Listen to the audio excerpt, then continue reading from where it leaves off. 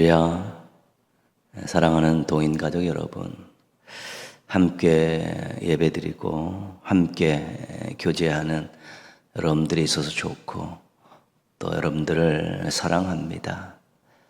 믿음 안에서 밝고 당당하고 멋지게 사시기를 주님의 이름으로 축복합니다. 이번 주 요절은 디모데후서 2장 14절입니다. 디모데후서 2장 14절 함께 암송하시겠습니다. 시작. 너는 그들로 이 일을 기억하게 하여 말다툼을 하지 말라고 하나님 앞에서 엄히 명하라. 이는 유익이 하나도 없고 도리어 듣는 자들을 망하게 함이라. 디모데후서 2장 14절 말씀. 아멘. 말다툼은 말로 옳고 그름을 가리려고 다투는 것입니다. 신앙 공동체 안에서 말다툼의 대상 첫 번째는 우리 거짓 교사들이고 또 오늘날 이야기하면 이단들입니다. 이것은 진리에 대한 싸움입니다. 아무런 유익도 없는 소모전입니다. 자신들의 환경에 비추어 보서 잘못된 것을 고치려고 하는 것이 아니라 입력된 것들만 계속해서 반복적으로 이야기하고 가르치기 때문에 유익이 없는 것입니다. 신앙 공동체 안에서 이단들과의 그런 말다툼은 피하는 것이 유익하다고 그렇게 가르치고 있고요. 실질적으로도 우리가 또 이야기해 보면 그렇게 대화가 쉽지 않은 것이 사실입니다. 그래서 말다툼하지 말고 피하라고 권면하고 있습니다. 신앙 공동체 안에서 또 이 말다툼의 대상은 동역자들일 수 있고 서로 지체들일 수도 있습니다. 어떤 일을 하다가 의견이 맞지 않아서 말다툼할 수 있고 오해가 생겨서 말다툼할 수 있습니다. 근데 이 말다툼 자체가 유익이 없습니다. 감정을 상하게 할 확률이 굉장히 높습니다. 자기가 틀렸음에도 불구하고 좋지 않은 감정을 갖기도 하고요. 감정이 상하면 언어와 표정이 달라져서 서로에게 상처 주는 그런 언행을 하기가 쉽습니다. 멈추지 않으면 미움으로 발전하고 후에는 적대감을 가지고 원수처럼 대하는 일들도 생겨날 수 있습니다. 그래서 말다툼을 피하라. 될 수 있으면 그렇게 이야기하는 것이죠.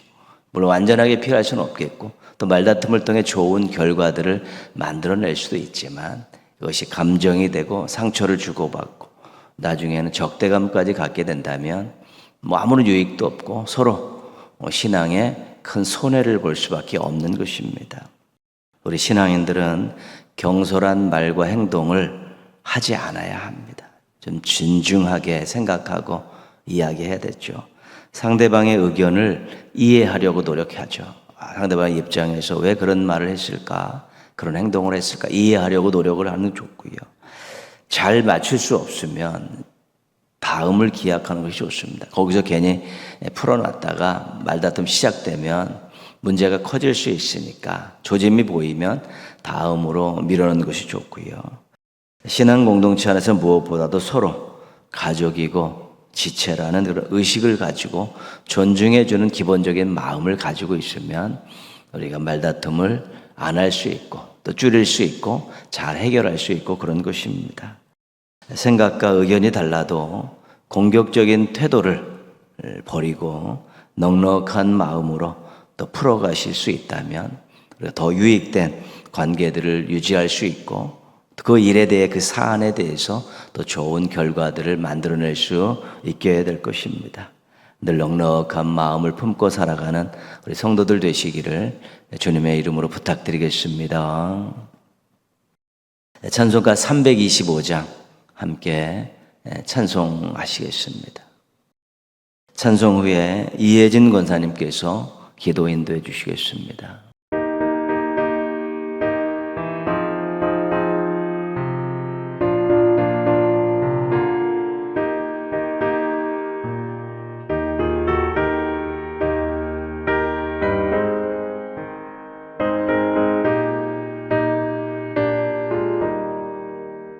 예수가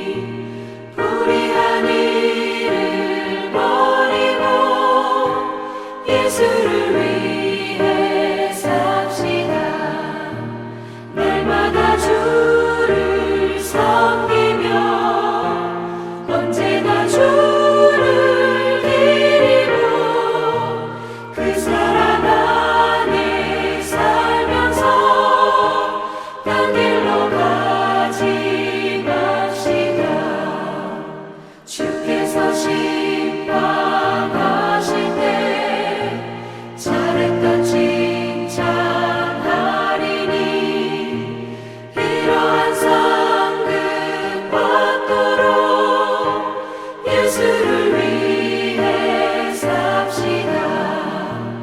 날마다 주를 섬기며 언제나 주를 기리고 그 사랑 안에 살면서 딴 길로 가지 맙시다.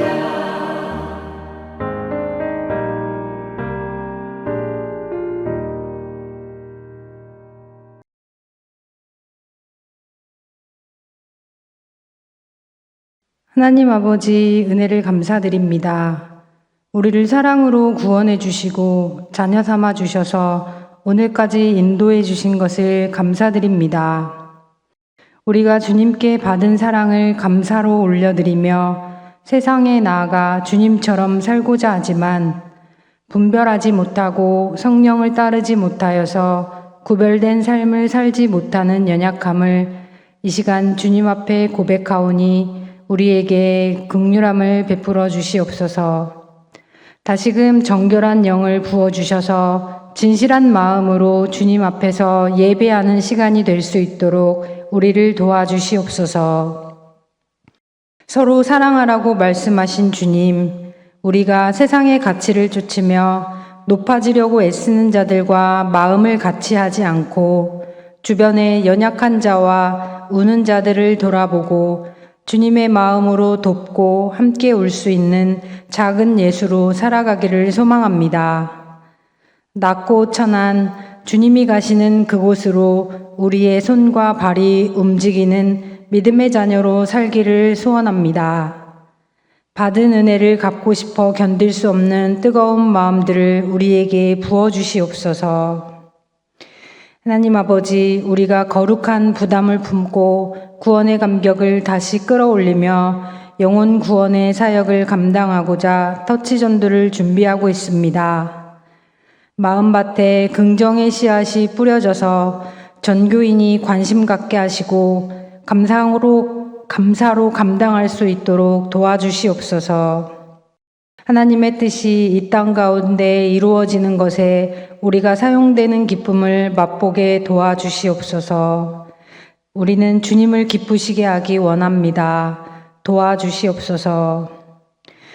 이 시간 교회 공동체의 지체들을 생각하며 기도합니다. 몸이 아파서 병상에 있는 자들을 치료하시고 이런저런 삶의 어려움으로 힘들어하는 자들을 위로하시고 우리 모든 삶에 주님의 함께하심이 기적임을 고백하며 이기고 나아갈 수 있도록 도와주시옵소서. 이 시간 말씀 전하실 주의 종을 위해서 기도합니다. 성령 충만함을 더하여 주시고 연약한 육신을 들어서 주님의 온전하심을 전할 때 강건하게 붙들어 주시옵소서. 그리하여서 살았고 운동력 있는 하나님의 말씀에 의지하여 세상으로 흩어져 나아갈 때 우리 모두 영향력 있는 그리스도인으로 살아갈 수 있도록 도와주시옵소서. 예수님의 이름으로 기도합니다. 아멘.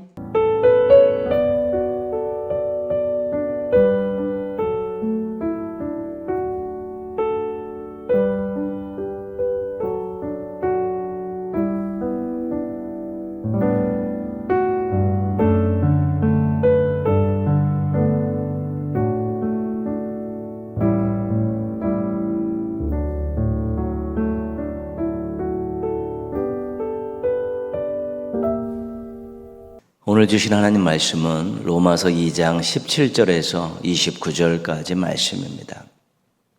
로마서 2장 17절에서 29절 우리 같이 한번 천천히 읽겠습니다.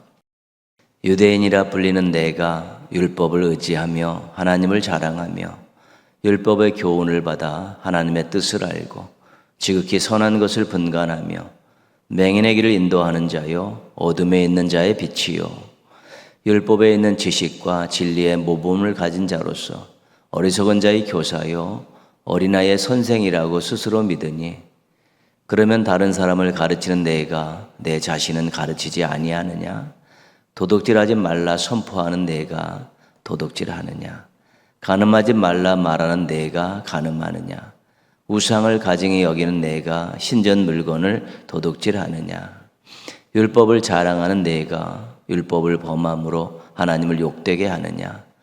기록된 바와 같이 하나님의 이름이 너희 때문에 이방인 중에서 모독을 받는도다. 내가 율법을 행하면 할례가 유익하나 만일 율법을 범하면 내 할례는 무할례가 되느니라. 그런즉 무할례자가 율법의 규례를 지키면 그 무할례를 할례와 같이 여길 것이 아니냐. 또한 본래 무할례자가 율법을 온전히 지키면 율법 조문과 할례를 가지고 율법을 범하는 너를 정죄하지 아니하겠느냐. 무릇 표면적 유대인이 유대인이 아니요 표면적 육신의 할례가 할례가 아니니라. 오직 이면적 유대인이 유대인이며 할례는 마음에 할지니 영에 있고 율법 조문에 있지 아니한 것이라. 그 칭찬이 사람에게서가 아니요 다만 하나님에게서니라. 아멘. 이 시간 2025년 10월 19일에 올려드렸던 호산나 찬양대의 찬양으로 우리 함께 영광 돌리시겠습니다.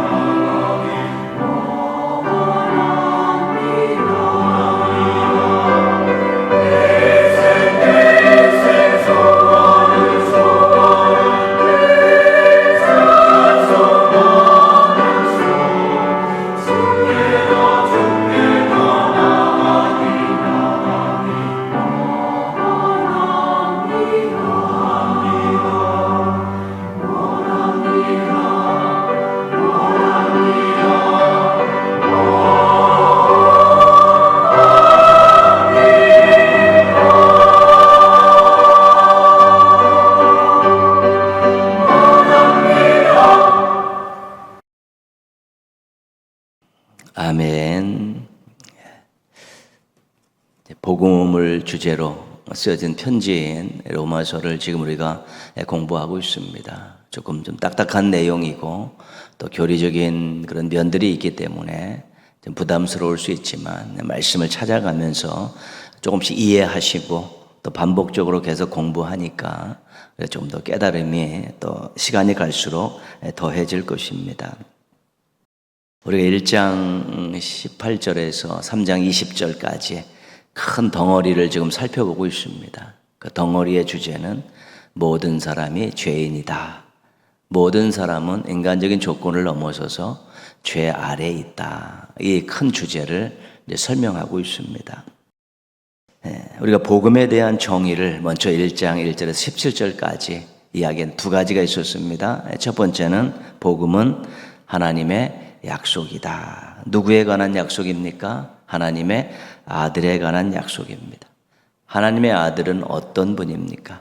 다윗의 혈통에서 나셨다. 인간의 몸을 입고 이 땅에 태어나셨고 십자가에 죽으셨고 부활하신 분이 하나님의 아들입니다.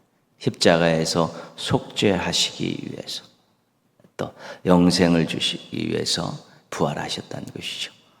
이 하나님의 아들이 누구입니까? 바로 예수 그리스도입니다. 그래서 우리 복음은 하나님의 약속이다. 하나님의 아들 예수 그리스도에 대한 약속이다. 이렇게 배웠고요. 또 하나 복음에 대한 정의는 복음은 하나님의 능력이다. 어떤 능력입니까? 모든 믿는 자에게 구원을 주시는 능력입니다. 구원은 아무나 줄 수 있는 것이 아닙니다. 그런 능력을 가지고 있는 존재는 세상에 없습니다. 구원을 주시는 하나님의 능력은 어떤 것입니까? 아무나 할 수 없는 것이죠. 죄와 사망의 권세를 이기셔서 구원을 주시는 능력이죠. 죄인인 인간이 해결할 수 없고 사망, 죽음의 문제를 인간이 해결할 수 없습니다. 하나님만이 죄와 사망의 권세를 이기시고 구원을 주신 능력을 가지고 계신 분인데 하나님의 능력을 어떻게 나타내셨습니까? 하나님의 아들 예수 그리스도의 십자가 죽으심과 부활을 통해 구원을 주신 하나님의 능력이 우리에게 임하게 된 것입니다. 그래서 복음은 하나님의 아들 예수 그리스도에 대한 약속입니다. 이 하나님의 아들 예수 그리스도께서 사람으로 오셔서 십자가에서 죽으셨다. 사흘 만에 부활하셨습니다. 복음은 하나님의 아들 예수 그리스도를 믿음으로 구원을 주시는 하나님의 능력입니다. 잘 정리가 됐습니다. 하나님이 약속을 지키셨습니다. 하나님의 아들 예수님을 보내주셨습니다. 십자가에 죽게 하셨고 사흘 만에 부활하게 하셨습니다. 하나님께서 능력을 행사하셨습니다. 십자가에 달려 들어갔다 부활하신 예수님을 믿게 하심으로 구원을 주시도록 능력을 행하셨습니다. 그래서 하나님의 신실하심과 전능하심 때문에 우리는 구원받았습니다. 우리가 잘나서 구원받은 것이 아니라 우리가 잘해서 구원받은 것이 아니라 하나님께서 약속을 지키신 신실하심, 믿는 자에게 구원을 주시는 그 능력을 행하심을 통해서 우리가 구원받았습니다. 신실하고 전능하신 하나님만 섬기며 그 하나님을 기쁘게 해드리는 삶을 살아가는 구원받은 성도들 되시기를 주님의 이름으로 부탁드립니다. 우리 1장 18절에서 32절 하나님의 진노에 대해서 공부했습니다. 이방인들은 하나님의 진노의 대상입니다. 왜냐하면 그들이 하나님을 알지 못했기 때문에 그렇습니다. 근데 하나님께서는 이미 창조하실 때 이 창조세계, 피조세계에다가 하나님을 알만한 신성과 능력을 거기다 다 이렇게 담아 놓으셨기 때문에 창조세계, 피조세계를 바라보면서 거기서 하나님의 살아계심과 하나님의 능력을 발견하지 못했다면 그것은 본인들 책임입니다. 하나님을 알지도 못하고 하나님을 알지 못하니까 섬기지 못하니까 그들이 우상을 섬기게 되어 있죠. 우상을 섬기는 그들의 삶은 경건하지 않은 삶이고 불의한 일들에 대해서 늘 저지르는 그런 삶을 살 수밖에 없었습니다. 핑계할 수 없는 죄인으로밖에 살 수 없는 것이 이방인들이었습니다. 하나님께서 진노하셨습니다. 근데 하나님의 진노는 어떤 것이었냐면 내버려 두심, 그렇게 배우지 않았습니까? 묵인하셨다, 방치하셨다, 유기하셨다. 죄 짓고 사는 모습을 그대로 놔두신 것입니다. 제재하지 않고 한번 살아봐라 그대로 놔두신 것이죠. 그러면 그렇게 살다가 멸망당하는 것입니다. 제재하거나 간섭하지 않으신 것, 그래서 멸망길로 죄를 짓다가 멸망길로 그냥 가는 것, 가장 무서운 하나님의 심판입니다. 그래서 이방인들은 그렇게 하나님의 내버려 두심, 간섭하지 않고 섭리하지 않으시는 그 하나님의 내버려 두심 때문에 멸망받을 수밖에 없는 운명이었습니다. 그럴 수밖에 없습니다. 우리는 원래 이방인이었습니다. 그런데 하나님께서 우리를 내버려 두지 않으셨습니다. 제재하시고 간섭하셨습니다. 때로는 고난의 삶을 주셔서 멈추게 하시고 우리의 인생의 방향을 바꾸도록 간섭하셨습니다. 그래서 죄인임도 깨닫게 하시고 예수 그리스도 믿게 하심을 통해서 하나님 우리를 진노의 대상에서 구원의 대상으로, 사랑의 대상으로 바꾸어 주신 것입니다. 우리 예전에 예수님 믿기 전에 이 비참한 인생에 하나님이 간섭해 주셔서 복된 인생으로 만들어 주신 것 잊지 않고 살아야 됩니다. 평생 기억하며 살아야 되고 그 하나님을 뜨겁게 사랑하며 살고 그 하나님의 뜻을 또 뜻에 순종하며 살아야 되는 것입니다. 하나님의 진노의 대상이었던 이방이었던 우리를 하나님께서 정말로 사랑의 대상, 구원의 대상으로 삼아주시고 또 우리를 하나님 잘 섬기도록 새로운 인생을 주신 그 하나님 감사하며 순종하며 사시는 우리 멋진 신앙인들 되시기를 주님의 이름으로 부탁드리겠습니다. 2장 1절에서 16절은 행함으로 모든 사람이 하나님의 심판의 대상이다. 그렇죠. 유대인이나 이방인 상관없이 모든 사람은 행함을 통해 볼 때는 전부 하나님의 심판의 대상이다. 이것을 우리가 공부했습니다. 죄를 저지르는 사람이 있습니다. 그 죄를 짓는 사람을 옳다고 이야기하는 사람도 있고 그 죄를 저지르는 사람을 손가락질하고 욕하면서 자신도 똑같은 죄를 짓는 사람이 있습니다. 행함으로 볼 때 이 사람들은 모두 심판을 받아야 합니다. 행함을 기준으로 할 때 정죄받지 않을 사람은 하나도 없습니다. 완벽하게 선하고 의로운 삶을 살 수 있는 사람은 없기 때문입니다. 그런데 하나님의 심판이 없는 것 같은 상황이 계속된다는 것이죠. 죄를 지었는데 거기 응당한 대가를 받지 않습니다. 오히려 잘 사는 사람들도 있어서 속상하기도 하고 억울하기도 하고 그렇습니다. 그래서 심판에 대해서 의심하거나 부정하는 사람들이 생겨난 것이죠. 심판이라는 것은 없다. 하나님은 심판을 하지 않으신다. 그렇게 강력하게 부인합니다. 근데 원래는 어떤 거냐면 심판 유예입니다. 하나님께서 심판의 때를 지연시키는 것이죠. 멀리 갖다 놓으시는 것이고 이 죄인들을 그 죄질 심판받을 것을 유예시켜 놓은 것입니다. 하나님께서 사랑하는 마음으로 회개하기를 참고 기다리시기 때문에 심판을 유예시켜 놓은 것입니다. 고집부리고 회개하지 않으면 심판날 그 유예 기간 동안에 쌓아놓는 그 진노를 한꺼번에 받게 된다라고 경고하고 있습니다. 명확한 심판의 기준을 제시합니다. 하나님께서는 행한 대로 보응하시는 분이다. 이렇게 말씀하고 계십니다. 참고 선을 행한 자에게는 영생으로, 불의를 따르는 자에게는 진노와 분노로 이렇게 보응하신다고 그랬죠. 선을 행하는 자에게는 영광과 존귀와 평강이 있고 악을 행하는 자에게는 환난과 곤고가 있다. 그렇죠. 그 대가대로 치는 거죠. 죄를 지은 자는 거기에 상응하는 대가를 치르고 선을 행한 자는 거기에 상응하는 대가를 치르는데 유대인이나 헬라인이나 똑같이 하나님의 예전의 심판의 기준은 행함이었다. 유대인이나 헬라인이나 다 똑같이 행함으로 하나님의 심판을 받게 되어 있는 것입니다. 하나님께서는 외모로 사람을 취하지 않습니다. 그 사람의 인간적인 조건을 가지고 상을 주시기도 하고 벌을 주고 그런 분이 아닙니다. 그 행함 자체만 가지고 판단하시죠. 율법 없이 범죄한 자는 율법 없이 망하는 것이죠. 율법 없이 기준 행함을 갖다 대면 그렇고요. 율법이 있는 자들도 율법을 갖다 대면 그 행함이 미칠 수가 없습니다. 그래서 율법으로 심판을 받게 되어 있습니다. 율법으로 심판을 받는다는 것도 행함으로 심판을 받는다는 것과 맥을 같이 하는 것입니다. 심판에 대한 중요한 것 한 가지는 은밀한 것도 심판을 받는다. 그렇죠. 숨길 것이 없고 숨길 수도 없이 다 하나님 앞에 드러난다는 것이죠. 이 땅을 살면서 정말 우리가 잘 살아야 되는지만 은밀하게 짓는 죄에 대해서도 하나님 보고 계시고 알고 계시고 다 드러난다는 사실을 기억할 수 있어야 되는 것입니다. 행함으로 모든 사람은 심판의 대상입니다. 행함으로 우리도 심판의 대상이에요. 행함으로 우리가 구원받을 수 없었습니다. 심판의 대상에서 제외되고 구원받게 된 것에 대해서 감사하셔야 되죠. 왜냐 하나님이 행함의 방법이 아니라 믿음의 방법으로 우리를 구원하셨기 때문에 그렇습니다. 행함의 방법으로 우리를 심판하셨다면 우리 구원의 대상이 될 수 없었습니다.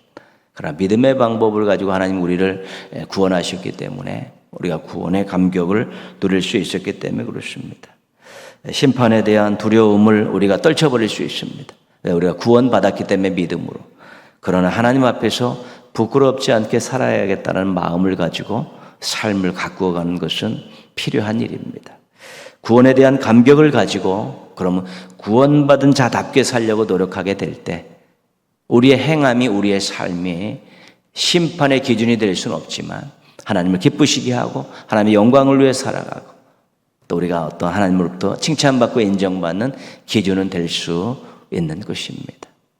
행함으로 심판은 받지 않지만 믿음으로 구원을 받았지만 이 행함과 삶에 대해서는 더 진지하셔서 은밀한 죄는 짓지 않겠다라고 정말 의도적인 죄는 짓지 않고 하나님 기뻐하시는 행함으로 삶을 만들어야겠다라는 그 결심을 가지고 기도하며 노력하시면 또 우리들의 구원받은 우리들의 삶과 행함이 또 하나님께 기쁨이 되고 또 우리들에게 칭찬이 되고 상급이 될 수 있게 되는 것입니다. 오늘 말씀은 유대인과 율법에 대한 것입니다. 우리 2장 17절부터 29절까지 또 3장 1절에서 8절까지는 유대인도 죄인이다. 이것을 설명하는 내용입니다. 진정한 유대인 어떤 사람들인가 길게 17절에서 20절까지 설명이 되어 있습니다. 율법을 의지하며 하나님을 자랑하며 율법의 교훈을 받아 하나님의 뜻을 알고 지극히 선한 것을 분간하며 맹인의 길을 인도하는 자요 어둠에 있는 자의 빛이요 율법에 있는 지식과 진리의 모본을 가진 자로서 어리석은 자의 교사요 어린아이의 선생이라고 스스로 믿으니. 유대인들은 율법을 받은 민족 아니겠습니까? 그래서 그 율법을 의지하고 살고 그 율법을 주신 하나님을 자랑하며 하나님의 영광을 위해 살아가야 되는 것이죠. 그래서 그 율법 때문에 하나님의 뜻도 알고 지극히 선한 것을 분간할 수 있다는 것이죠. 아, 하나님의 뜻이 이런 거구나. 아, 이것이 악이고 이게 선인가나. 율법을 기준으로 그런 것들을 잘 명확하게 구분할 수 있는 특권을 가진 사람들이죠. 그래서 원래 유대인들은 율법을 가지고 맹인의 길을 인도하는 사람들입니다. 어둠에 있는 자의 빛이죠. 사람들에게 소망을 주고 올바른 인생길을 제시해 주는 사람들입니다. 그리고 율법에 있는 지식과 진리의 모본을 가진 자로죠. 모델입니다. 율법 안에 있는 그 말씀대로 살면 모델이기도 하고요. 우리 다음 세대에게 가르치는 어리석은 자의 교사, 어린아이의 선생이라. 그렇게 그들은 자랑스럽게 자신들과 유대인으로서 자신들이 율법을 맡은 자에 대한 그런 자긍심을 가지고 살았다는 것이죠. 엄청난 축복을 받은 것입니다. 엄청난 복을 누리게 된 것입니다. 하나님께서 요구하시는 유대인은 정말 멋진 사람들입니다. 그런데 유대인들에 대한 이중성을 폭로하고 있습니다. 유대인들은 자신들이 택한 백성이고 율법을 받은 자이기에 심판에서 벗어난다라고 그런 생각을 해요. 유대인이기 때문에 심판에서 벗어나고 율법을 받은 자들이기 때문에 심판에서 벗어난다고 생각했고 율법을 완벽하게 지켜서 구원을 받는다고 생각하는 그런 사람들이었습니다. 그런데 21절에서 22절에 보면 그러면 다른 사람을 가르치는 내가 내 자신은 가르치지 아니하느냐? 도둑질하지 말라 선포하는 내가 도둑질하느냐? 간음하지 말라 말하는 내가 간음하느냐?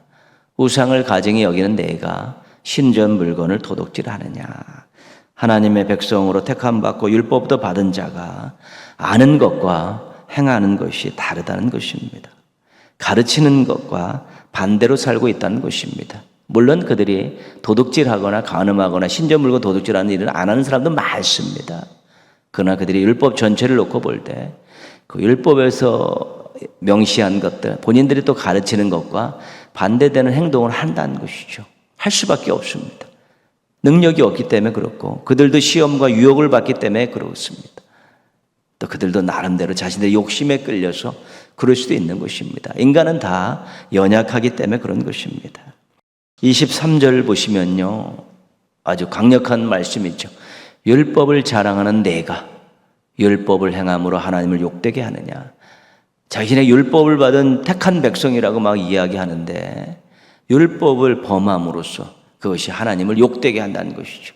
하나님의 영광을 가리는 일들을 한다는 것이죠. 그렇게 살고 싶지는 않지만 그들도 하나님 영광을 위해 하나님 중심으로 살고 싶지만 율법을 완벽하게 지킬 수 없기 때문에 그 율법을 범함으로 말미암아 하나님을 욕되게 할 수 있다는 것입니다. 이게 심각한 것입니다.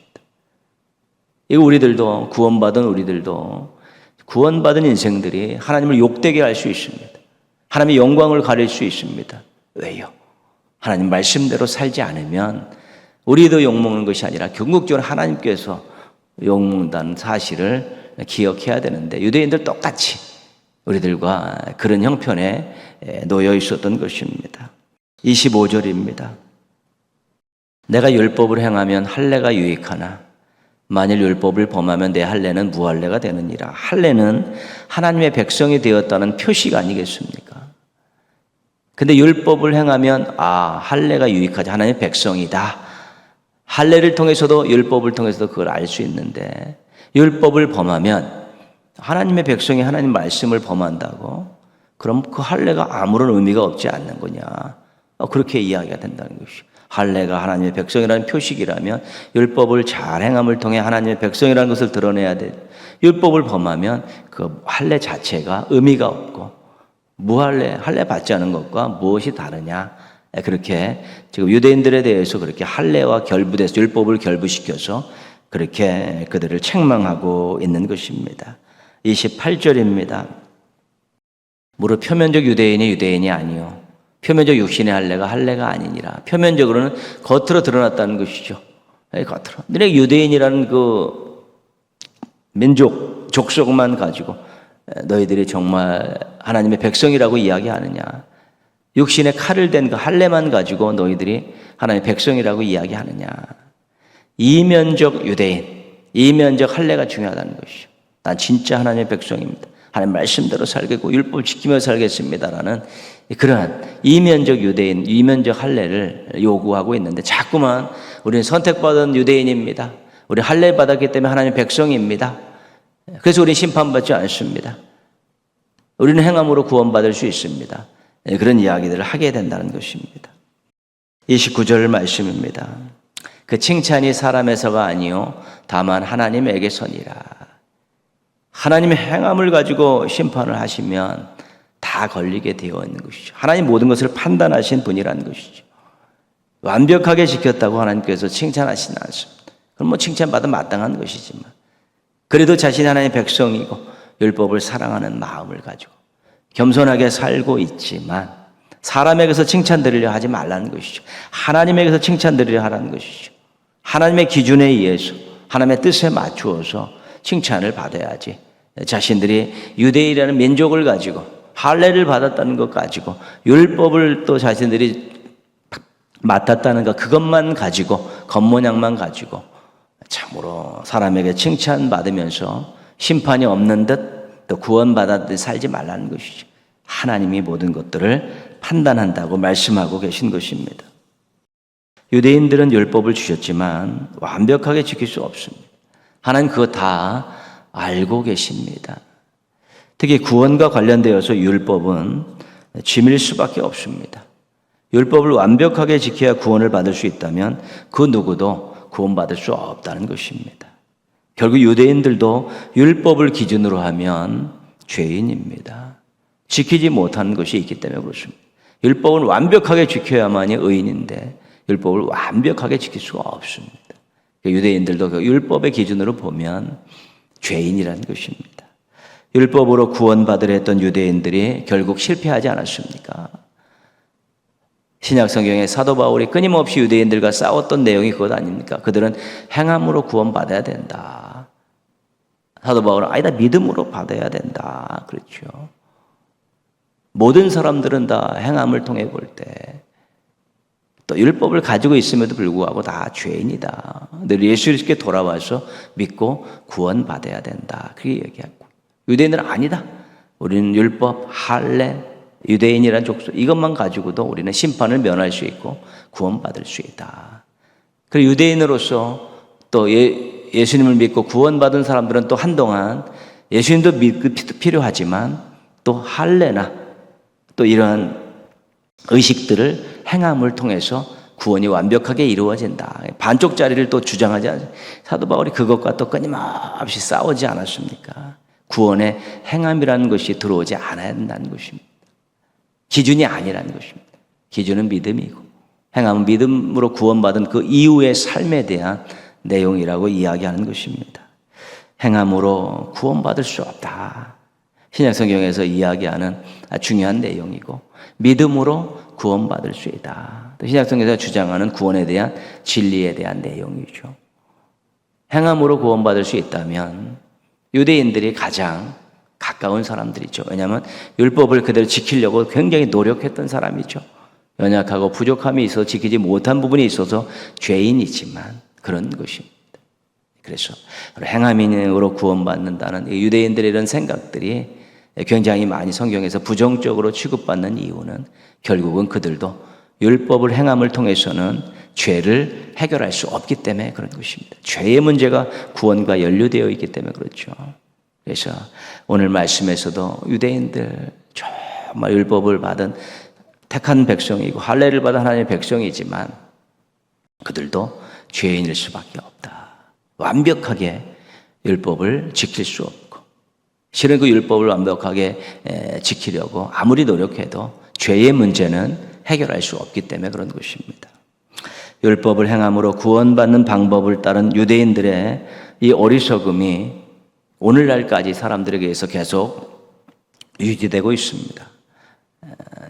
이 어리석음에 동참하지 마시고 이것들에 대한 경계를 항상 가지고 사십시오.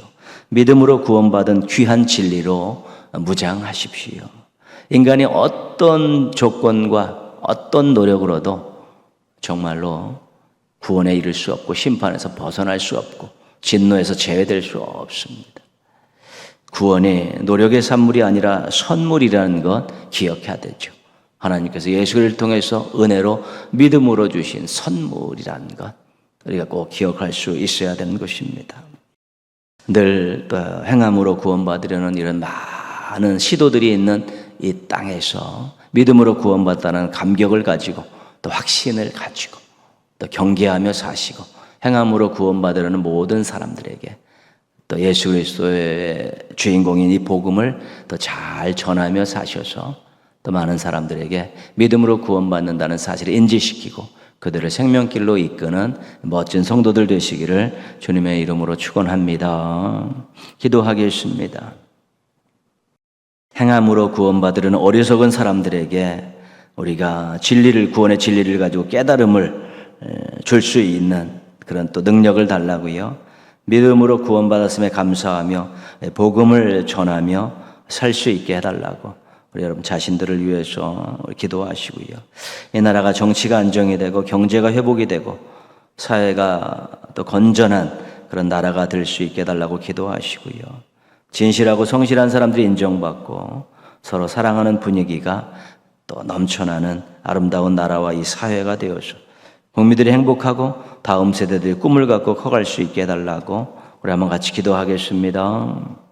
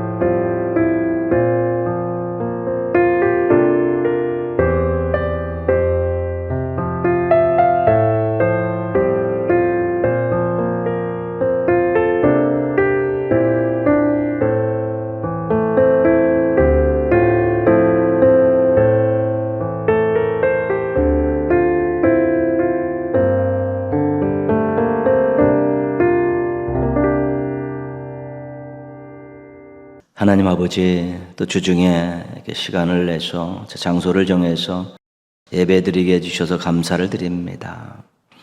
그 귀한 마음들, 그 정성들, 또 하나님 앞에 제대로 쓰고자 하는 열망들 하나님 기쁘게 여겨주셔서 한없는 은혜와 사랑을 베풀어 주시옵소서. 예배를 드리며 구원의 감격을 만끽하게 하시고 또 행함으로 구원받으려 하는 그런 어리석은 주장들에 대해서 또 아주 분명히 알고 거부할 수 있게 도와주시옵소서.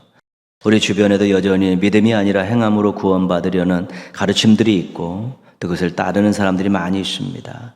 절대로 죄의 문제, 죽음의 문제를 해결할 수 없다는 것, 그들에게 깨달음을 줄 수 있도록 하나님 저희들에게 귀한 은혜를 베풀어 주시옵시고 또 대화를 통해 삶의 모습을 통해서 믿음으로 구원받은 것이 얼마나 대단한 선물이고 믿음으로 구원받은 사람들의 멋진 삶이 얼마나 귀한 것인가를 보여주게 하여 주시옵소서.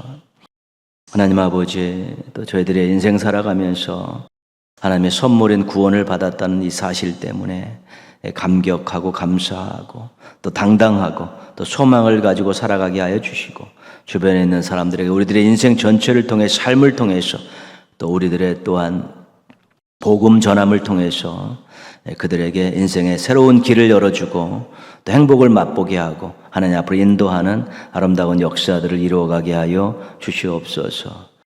이 나라가 정치가 혼란스럽습니다. 빨리 안정되게 하시고 경제가 힘이 들고 어렵습니다. 빨리 회복되게 하여 주옵시고 사회가 굉장히 어두워지고 난잡해져 가고 있는데 건전하게 도와주셔서 참으로 이 나라에 새로운 바람이 불게 하여 주시옵시고 정말 진실하고 성실한 사람들이 인정받게 하여 주옵시고 악하고 불의한 자들이 퇴출되게 하여 주시옵소서.